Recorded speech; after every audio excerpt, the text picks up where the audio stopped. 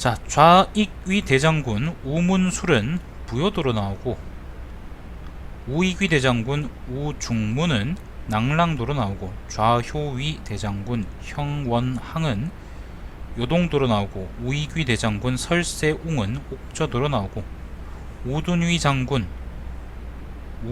장군 신세웅은 현도도로 나오고, 우어위 장군 장근은 양평도로 나오고, 우무후 장군 조효제는 갈석도로 나오고, 탁군태수 검교 좌무위 장군 최홍승은 수성도로 나오고, 검교 우어위 호분랑장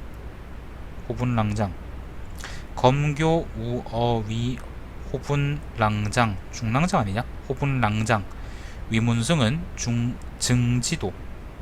증지도로 나와서 모두 압록수 서쪽에 모였다. 뭐 저 길들이 다 뭔진 모릅니다. 근데 어쨌건 여기 그 압록수 서쪽이라 그랬으니까 아마 서안평, 옛날에 그 서안평 단동 쪽이 아닐까 싶습니다. 서암동 서쪽에 모였다. 우문술 등의 군사는 노하, 회원, 도진에서부터 사람과 말에게 모두 100일치 식량을 지급하고, 또 방패, 갑옷, 창과 옷감, 무기, 화막 등을 지급하니 사람마다 3섬 이상이 되어 무거워서 가지고 갈 수가 없었다. 회원진하고 노하진은 어디냐면요, 회원진, 노하진은 여기 요 지역입니다. 요 지역이 회원진일 거고요. 아마도 노하진도 여기입니다. 요 근처입니다. 그러니까 수나라의 이제 그 전진기지가, 그러니까 보급기지가 바로 여기인 거죠. 여기서부터 어떻게 진격을 해서 여기 그 단동까지 왔던 모양입니다. 군중에 명령을 내려 쌀과 조를 버리고 가는 새끼는 목을 칠 것이다 라고 하니 사졸들이 모두 군막 아래 구덩이를 파고 묻었다. 그러니까 보급품을 챙겨서 군대한테 진격하게 했는데, 아마 이제 보급 부대가 직접 들어올 정도가 아니라 별동들여서 이렇게 왔던 모양이에요. 억지로 진격했던 모양입니다. 요동성은 함락되지 않고. 그래서 그 후방에 성들이 있으니까, 후방에 아직 함락되지 않은 요새들이 있으니까 보급 부대가 따라오지 못하고 아마 일반 병사들한테 그걸 다 지고 오게 했던 모양인데, 일반 병사들은 이제 뭐 강호동이 아니잖아요. 그러니까 자기 밥 그 100일치 먹을 밥 같은 거 있잖아. 그런 걸 어떻게 달 들고 오겠어. 그러니까 다 이제 힘드니까 버리고 왔다, 뭐 그런 말인 것 같네요. 자, 왕이 대신인 을지문덕을 보내 그 진영에 나아가 거짓 항복하게 했는데, 실은 그 허실을 보려고 함이었다. 우중문이 앞서 밀지를 받았는데, 만일 왕이나 을지문덕이 오게 되면 반드시 그를 사로잡으라 라고 했다. 우중문이 그를 잡으려고 하니 상서, 우승, 유사룡이 위무사로서 굳이 그만두라고 하므로 우중문이 마침내 그 말을 듣고 을지문덕을 돌아가게 했다. 얼마 지나지 않아 이를 후회하고 사람을 보내 을지문덕에게 말하기를 다시 할 말이 있으니까 다시 오십시오 라고 했으나, 을지문덕은 돌아오지 않고 압록수를 건너 가버렸다. 우중문과 우문술 등이 을지문덕을 놓치고 내심 불안해하였다. 우문술은 식량이 다 했으므로 돌아가려고 했으나, 우중문이 정예 병력으로 문덕을 추격하면 공을 세울 수 있을 것이라 주장했다. 우문술이 이를 굳이 그만두자고 하니 우중문이 빡쳐서 말하기를, 장군은 10만 병력을 가지고 작은 도적도 격파할 수가 없다면 무슨 얼굴로 양제를 뵐 것입니까? 또한 우중문은 자기죠. 나는 이번 행군이 본래 공이 없을 것을 알고 있었습니다. 왜냐하면 옛날 훌륭한 장수가 성공할 수 있었던 것은 군중의 일이 한 사람에 의해 결정되었기 때문인데, 지금은 사람들이 각기 다른 마음을 가지고 있으니 어찌 적을 이길 수가 있겠습니까? 라고 했다. 이때 엠퍼러가 우중문이 계획이 있을 것으로 여겨 여러 군대로 하여금 그의 주의를 받게 했으므로 이 말을 한 것이다. 그러니까 장군들은 다 돌아가고 싶은데 우중문만 가자 평양성으로 그렇게 생각했던 모양입니다. 이로 말미암아 우문술 등이 부득이 그의 말을 쫓아 여러 장군과 함께 물을 건너 을지문덕을 추격했다. 잠깐 설명하자면요, 요동성 아까 그 양제 쪽 기록을 볼 때, 양제가 나왔던 기록을 볼 때 요동성, 신성, 배감성 요런 성들 있잖아. 그러니까 요하 근처에 있던 고구려의 요새성들은 함락되지 않았던 모양이고, 그래서 따로 이제 군대를 보내가지고 평양을 직접 공격하려고 보냈던 모양입니다. 아마도 정황상 그렇습니다. 그 이제 지휘관들이 이제 우중문, 우문술 요런 사람들인데 압록수 근처에 와서 식량이 다 떨어지니까 우문술은 돌아가고 싶어 하는데 우중문은 가자 평양으로, 꿈과 희망의 평양으로, 그렇게 해서 이제 기어코 따라가려고 그랬던 모양이고, 아마도 물을 건넜다 그랬던 걸 보니까 아마 여기 압록강을 건너서 평양 쪽으로 갔던 모양입니다. 이게 살수죠. 을지문덕이 우문술의 군사가 굶주린 기색이 있음을 보고 이들을 피곤하게 만들려고 매번 싸울 때마다 달아났다. 우문술이 하루에 7번 싸워 모두 이기니 이미 여러 번 승리한 것을 믿고 또 여러 사람이 의논에 쫓겨 드디어 동쪽으로 나아가 살수를 건너 평양성에서 30리 떨어진 곳에서 산을 의지해 진을 쳤다. 자, 살수까지 건너서 청천강을 얘기할 쪽에서 아마도 보죠.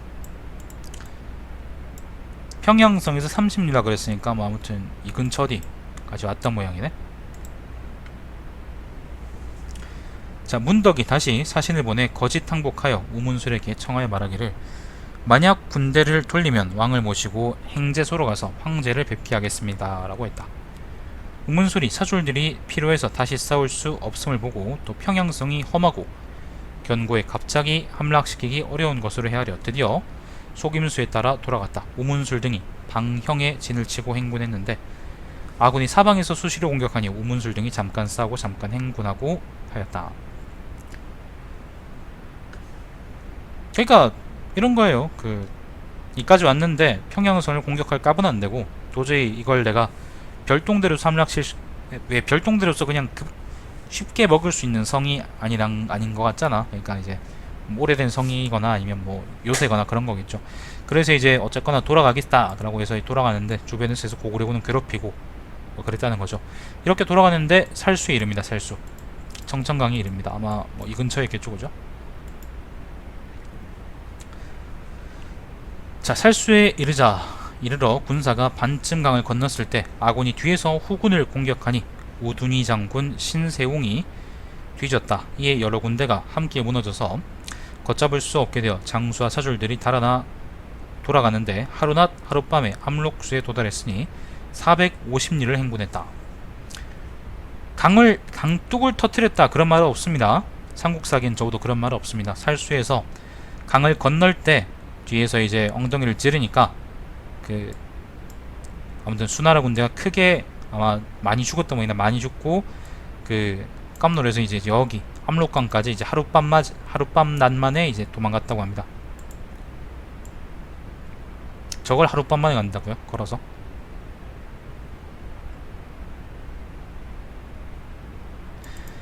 장군 천수 사람 왕인공이 후군이 되어 아군을 공격해 물리쳤다. 네오와는 우문술 등이 패함을 듣고 역시 병력을 이끌고 돌아갔으며, 네오와는 아까 이제 평양으로 수군 이끌고 갔던 그 새끼죠. 자, 오직 위문승의 1군만이 홀로 운전했다. 처음 9군이 요하에 이르렀을 때에는 무릇 30만 5천 명이 있었는데 30만 5천 명이었는데 유동성으로 돌아온 것은 겨우 2,700명이었고 수만 명을 헤아렸던 군수와 기계는 모두 잃어버려 없어졌다. 요거는 이제 별동대 얘기하는 거죠. 30만 명 중에 3천 명만 살아왔답니다. 자, 황제가 크게 빡쳐서 우문술 등을 쇠사슬로 묶고 계묘일에 병력을 이끌고 돌아갔다. 자, 그래서 별동대는 박살나서 이제 황제가 양제가 아직 포위하고 있던 요동성으로 돌아왔고, 요동성에서 이제 별동대 실패했으니까 아마 철군에서 물러났던 모양이에요. 더 싸울 수 없으니까 물러났던 모양입니다. 자, 처음에 백제왕 장이 사신을 보내 고구려를 토벌할 것을 청하니 황제가 그들에게 우리의 동정을 엿보게 했다. 장은 안으로는 우리와 몰래 통하였다. 백제왕 장이라는 게 무왕인가? 잠깐만요. 여기 612년이거든? 네, 백제 무왕입니다. 무왕. 백제 무왕이 사신을 보내요. 자, 수나라의 군대가 장차 출병하려 하자 장이 그 신하인 국지모를 시켜 수나라에 들여보내 출병할 시기를 알려줄 것을 청했다. 황제가 크게 기뻐하며 상을 후하게 주고 상서 기부랑 성류를 백제에 보내 모일 시기를 알려주었다. 수나라의 군대가 요하를 건너오자 백제도 역시 국경의 병력을 엄히 배치하고 수나라를 돕는다고 했으나 실상은 양다리를 걸쳤다. 이 전쟁에서 오직 요수 서쪽에서 우리 무려다를 함락시키고 요동군과 통정진을 설치했을 뿐이다. 결국에는 지금 여기 딱 김부식이가 정리를 해줬어요. 정리해줬는데 결국 이 전쟁에서 그 수나라가 얻은 거는 뭐냐면 113만 8천 명을 113만 3,800명이었나? 아무튼 그걸 동원해서 얻은 게 뭐냐면은 결국에는 이제 요하 동쪽에는 아무것도 못하고 요 서쪽에서 통정진, 이게 여기거든요. 여기에다 요걸 설치하고, 그리고 무려다 요 지역을, 요게 원래 고구려 땅이었던 모양이에요. 요 지역을 함락시켰던 것밖에 없게 되었다. 그러니까 요하는 결국 떨어지지가 않았고, 요하 동쪽에 있는 고구려 요새들 중에 한 군데도 수나라 군대에 함락되지가 않았다는 거죠. 요게 그 유명한 고구려하고 수나라의 2차전인가? 아무튼 그렇습니다. 엄청나게 크게 싸웠는데 뭐 그렇게 이겼답니다. 고구려는 피해가 없었으니까 당연히 피해가 있겠죠, 그죠? 전쟁터가 고구려인데 뭐 엄청나게 피해가 크진 않았겠지만 아마 그 결국 이렇게 싸워서 이긴다는 건 제살 파먹겠죠. 제살 깎아먹겠죠. 임진왜란 같은 경우는 임진왜란 결국 전략적으로는 이기긴 이겼는데 피해가 너무 크더라, 다시는 하고 싶지 않더라, 뭐 그런 거죠.